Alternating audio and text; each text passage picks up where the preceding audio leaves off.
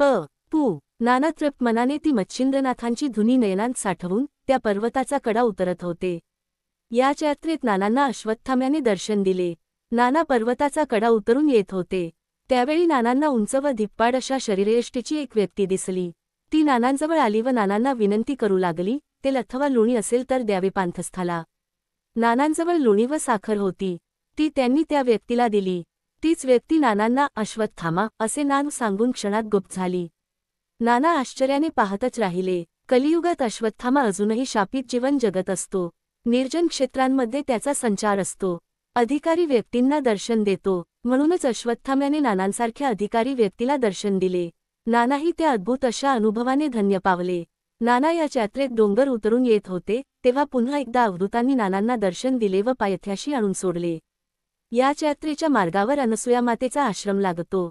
पूर्वी नानांनी नर्मदा परिक्रमा करताना सिन्नूर येथे अनसूयेच्या मंदिरात 3 दिवस गुरुचरित्राचे पारायण करून तिच्या आवडीचे अन्न खिचडीचा नैवेद्य दाखवून प्रसन्न केले. नानांनी अनसूयेच्या आश्रमात जायचे ठरविले. पू नाना अनसूयेच्या आश्रमात जात असताना वाटेत नानांना एक सौभाग्यशालिनी स्त्री दिसली व म्हणाली, आश्रमात मुक्कामासाठी न यावे परंतु दर्शनासाठी यावे. मी मार्ग दाखविते. नानाही त्या स्त्रीच्या मागोमाग जाऊ लागले. आश्रमात गेल्यावर तीच स्त्री नानांसमोर प्रत्यक्ष अनसूयेच्या रूपात प्रगट झाली. नानांची दत्तभक्ती तर अतुलनीय आहे. त्याच दत्तांची माऊली अत्रिमुनींची ती दिव्य सती, जिने आपल्या तपाने संपूर्ण चराचराला वाचवले. त्याच अनसूयामातेने नानांना जागृत स्वरूपात दर्शन दिले. नानांनीही मोठ्या उचंबळलेल्या अंतःकरणाने त्या अनसूयेच्या दिव्य पावलांना नमस्कार केला. नानांना अनसूयेने आशीर्वाद दिला, तुझी उपासना पूर्ण होवो, तुझा जय जयकार होवो बाळा, जावे आता पुढील कार्या. असा अनसूयेचा आशीर्वाद साठवीत नाना मुक्कामाच्या मार्गाला निघाले.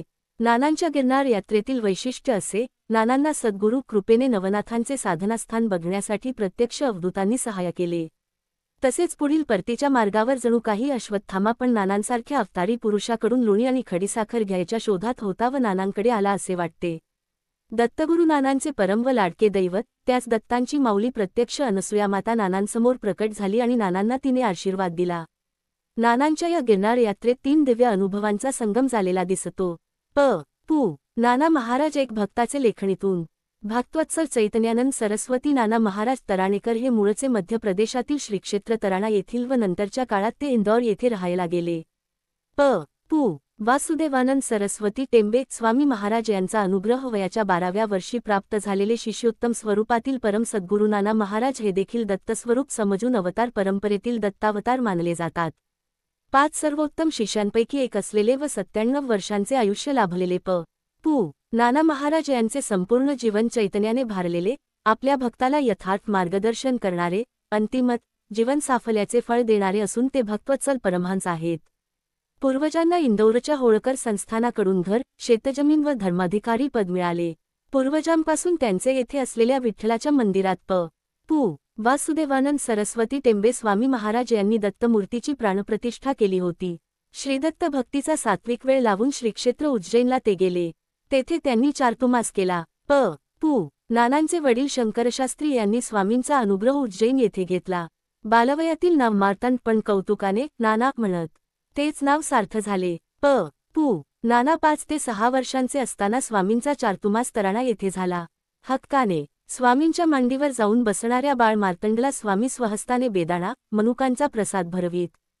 पुढे शालेय शिक्षण सुरू असताना मुख्य गुरुजींनीच खोटे बोलण्यास केलेल्या आग्रहाची चीड येऊन त्यांनी शाळा कायमची सोडली.